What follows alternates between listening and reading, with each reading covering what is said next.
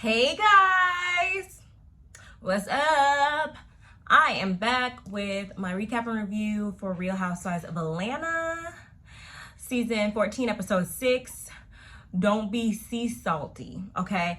And I'm gonna just, preface this video with saying that this episode pissed me the off.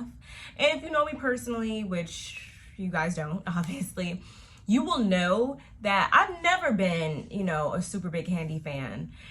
And when I say that to say, I don't know why I said it like that, but I say that to say, like, I've never been, like, oh my God, like, Kandi's so interesting, or, yeah, maybe I did think she was very boring on a couple of seasons and kind of got things started and just kind of never piqued my interest. However, I have never, ever been the type of person to sit here and say that she was a bad businesswoman, a bad friend, a bad just anything like that. Anything beyond saying, yeah, she just don't be given what I be wanting to see in this show all the time. Totally different. So for someone to try to discredit her in some of the ways that she was discredited by a certain individual on this episode, complete bullshit if you ask me. But we're gonna get into that, okay? I'm already late with this video, but I knew I had to give it to you guys, so we're gonna really get into it right quick. I'm waiting on my next client. That's why I look like this or whatever. I'm still working, y'all. Gotta get this money, gotta get this Skrilla, gotta get all that. So don't mind me. Let's get right into it, okay? As usual, Johnny's, Barb, whatever you want to call me, just do not call me Janice or Barbara. Let's go. Okay, so this episode begins with Marlo, she's saying to Kenya how she wants to kind of, lift Sheree's spirits. She wants to have a little something for her to make her feel, just better, because we saw what happened in the last episode. Okay, she got left on the curb. Anyway, so that's what they gonna do. We also get, like, just little the usual snippets of all the women, blah, blah, blah. And before we know it, Sheree is still reeling over, again, last week's events and all that. And it's just like, girl, like, at your big age, like, it's like, yes, was that sad? Was that upsetting? Was that, can I understand why you could be sad over that? This is somebody you invested your time in. I don't know why. Like, yeah, can I understand why you'd feel that way? Yes. But with that being said, girl, if you don't pick yourself up by your Gucci bootstraps and keep it moving, like, please let this be for a storyline. She's folding laundry. Her daughter comes in and she just, apparently he had called her the next day and was like, all nonchalantly like, oh, what's up? Thinking everything was all peaches and cream. And she was like, no, like, this is what we're not going to do. And he called and texted her, but she hasn't given him the time of day just yet. But that doesn't mean that she's not going to indefinitely. But whatever. She hasn't even left the house. She's just looking pitiful, like a beat dog. And I'm like, girl, like, again, at your big age, is this what we're doing right now? In front of your daughter? In front of the public? In front of everybody? In front of all of America? You got to come better than that, sweetie. You got to come better than that. Ugh. Like, her daughter sounded more smarter than her. Her daughter sounded smarter than her in this moment. I'm just like... Anyway, next scene. We see Kenya and Drew. They go out to have a little lunch, and I was like, okay, I like this dynamic between them. I really am liking this new leaf that they turned over, and I want to see more of it. Hopefully, this doesn't go down the toilet anytime soon. Kenya says she wishes her and Drew could have had this kind of relationship last year, when things got off to a very rocky start between those two. I was laughing when they were like, I think Kenya ordered all 3 types of shrimp that they had. I'm like, if that is some shit I would do, baby. Drew is also appreciative of how Kenya spoke up on her behalf when they were in New York, when Kenya read Ralph for Filth. And Kenya also says how she didn't know about the men coming or the sex toys, and I was like, I feel like you did kind of know about the men at least. Maybe not the sex toys, but I do feel like you knew about the men. But Whatever. We also see how Drew is still kind of confused about like how Sonya was feeling, where all of this came from by way of Sonya, and how she was disinvited her to Sonya's Mommy Nation event.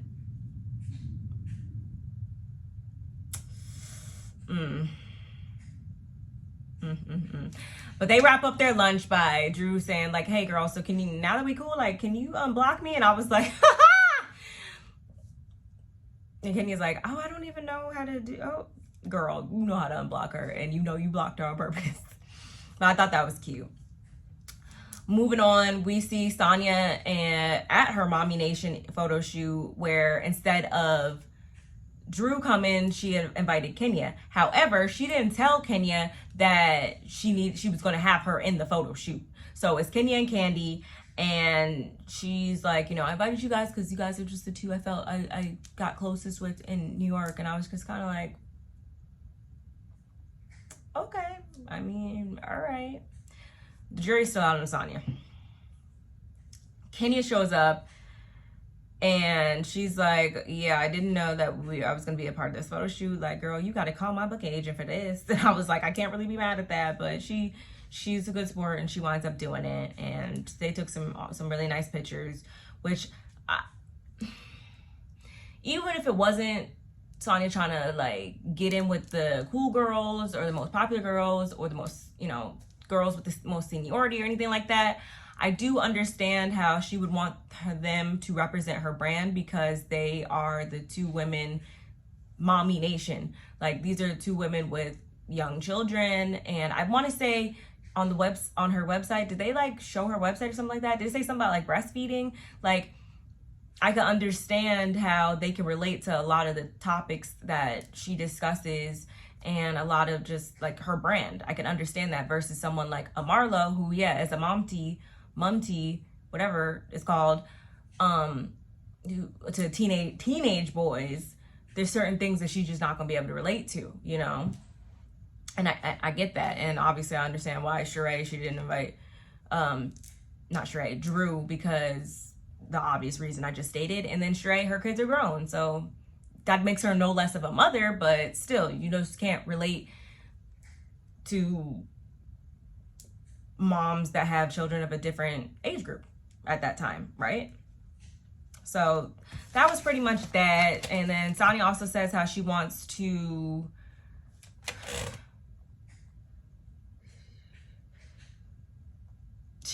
have them, you know, teach them how to cook some of her some Jamaican dishes and whatnot. She'll have her mom, you know, you know, come do a little cooking. And of course, Kandi's like, can my mama come? And she's like, yes, Mama Joyce can come. And I was like, oh boy, I hope this don't start anything. Just kidding. But Kandi was like, yeah, I don't care who cooks, but I want to see your house. And Sonny's like, no. We not even gonna do it at my house. We gonna have a whole nother location, because my house ain't furnished, and you guys is not bringing them cameras all up and through my house looking all crazy, so you could be talking about me, and the blog's gonna be talking about me all over the place. And I was like, I'm not mad at it. And of course, Kenya also dishes about what happened with Sheree, and how there's apparently photos of her sitting there on the phone in tears in her fur on the curb of Philly. And they're just like,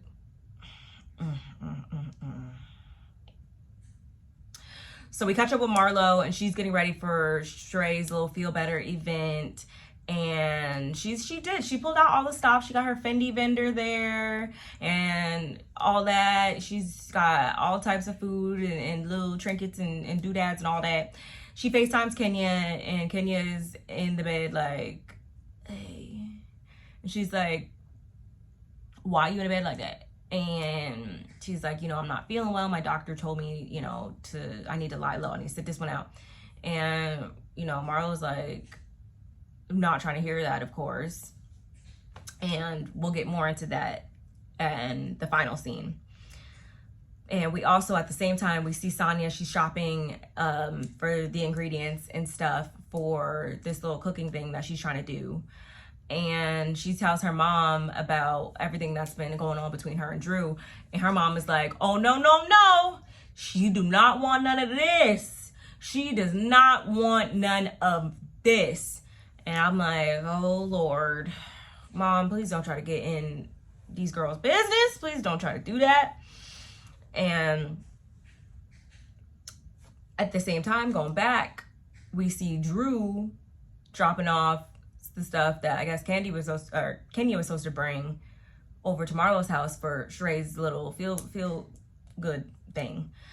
And so they're baking cupcakes and whatnot. And this is when Drew tells about getting disinvited to Sonia's Mommy Nation event and how Sonia's fake or whatever. And Marlo also, she feels left out of the photo shoot. She's like, well, is it because I don't, you know, is it because they two have more followers or whatever? Which, yes, they do. And again, and honestly, that's even better. Like, at the end of the day, that's how she makes her money or whatever. That's her brand or whatever. So why wouldn't she get two very successful women to help push her brand that can relate to her brand the most out of the group? I hope you guys can't hear that. Probably can. Anyway, meanwhile, Sheree is literally sitting in her house in full glam, in her nice silk pajamas or whatever, eating potato chips, again, looking like a beat damn dog. And I'm just like, Sheree, okay, enough is enough at this point. Like, we get it. You got stood the fuck up. And it was, yes, it wasn't very sad. Yes, it was very sad. But again, like, you gotta move on, girl. You got to move on. This is why people are gonna say that you ain't got no storyline, because that's what it's looking like right here, okay? But anyway, luckily, Saved by the Bell, Marlo FaceTimes her and tells her, girl, get in that car outside. She's like, what? What are you talking about? Oh my God. Okay, fine. She goes and gets dressed. She's like, what the fuck? Okay. Like, gets in the car put the blindfold on. Shows up at Marlo's house.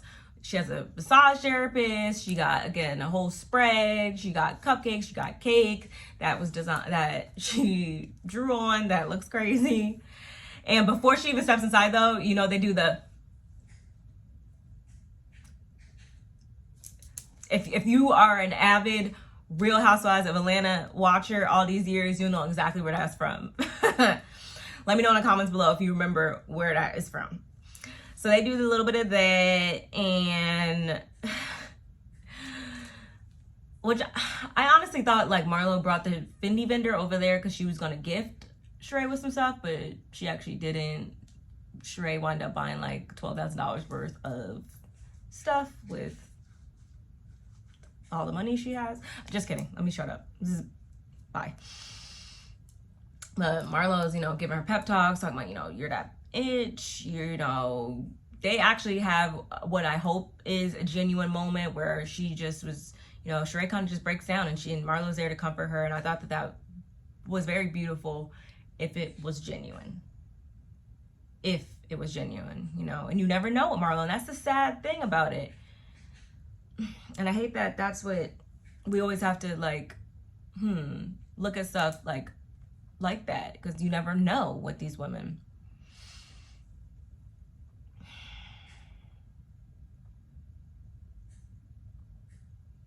But that was really it for, I think, that scene. Meanwhile, all the ladies are arriving at Sonia's little dinner event, and at first it was given GBO. It was cool, it was great, whatever. Kenya, like, backs up, she's sniffling a little bit, and of course, Marlo takes this time to call her out for having on full glam and not coming through to provide a pick-me-up for Sheree. And Sheree also chimes in and kind of is like, you know, upset too about her not showing up, about Kandi not reaching out and all this. And I'm just kind of like, I mean, I get it, but like, she was sick. She was showing signs of being sick even prior to that. And again, in the wake of, you know what? Oh, you don't feel well? All right, stay your ass home. Like, I'm cool with that. Like, what more is there need to be said? Like, and if Sheree felt good in the end, then the deed was done, right? But that's not how we think, okay?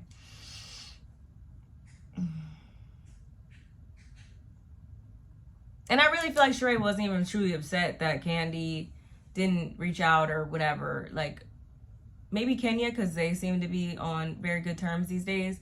But, like, she probably deep down inside knows that where her and Kandi stand for real, and it's not even no deep ass friendship. Like, again, I feel like Sheree's putting on for the cameras a little bit.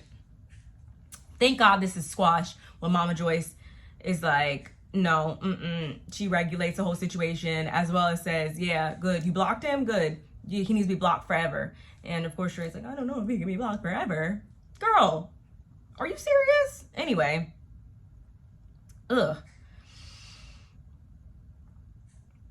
Marlo also steps outside, and this is where things for me just took a turn that pissed me off. And she steps outside with Sheree and has pretty much a whole bash Kandi and Kenya session where she says that she basically said Kandi is a hoe. She doesn't have it in her heart to help others. She be for free. That's why she married under her tax bracket, yada, yada, yada. Kenya's a video hoe from the 90s. And I'm just like, and that's why I said everything I said in the beginning. Like, the amount of receipts that we have, public receipts that we have to dispute every line of what Marlo said is comical, to tell you the truth. Comical. Because Kenya, damn it, too many K names. Kandi, like, do I even need to say it? If you guys watch any shows on Bravo, if you are familiar with who Kandi is, Bedroom Kandi, OLG Kandi, Blaze Kandi, Escape Kandi, singer-songwriter Kandi, Broadway Kandi, like, so when you try to come out your face and say she doesn't help others and she also tried to help you, I'ma laugh. I'm gonna laugh and roll my eyes because what? That doesn't even make sense. And again, talking about her vagina's whack, all that, whatever. First of all, that's a lazy read, and that's why people say, Marlo, you can't read, because what does that even mean? And wasn't this the same person that you were just asking a couple episodes ago to be a part of your village and let me come over to your house and, you know, we're seeking out whatever in her?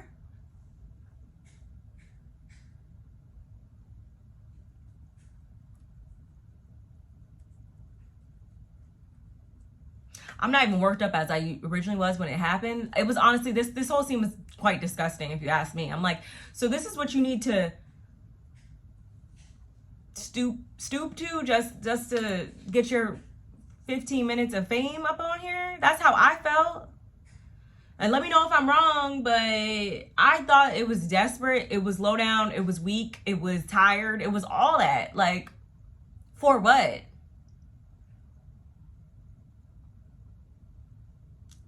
She doesn't have a heart for others. Huh? When she literally gives out opportunities left and right to people, some people that she don't even really even know like that. Like, if that doesn't speak volumes enough, and she has capitalized so much off of this platform, not even just, again, for herself, but has brought up others along on the way, helped you get on?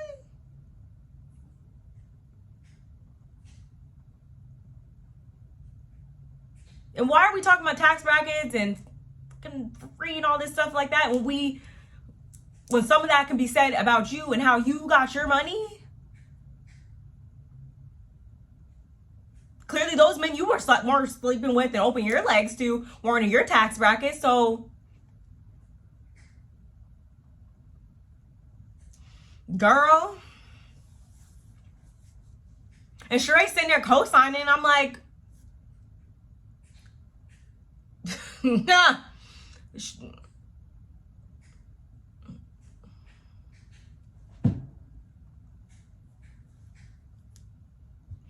So that really did something to me, that scene, for real.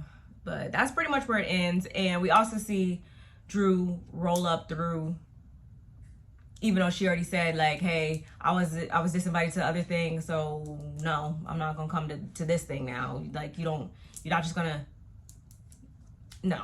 But she does come through, so I guess we'll see what happens with that. And if you guys are following anything on the blogs or whatever, Kandi did respond to this now that it's aired and all this.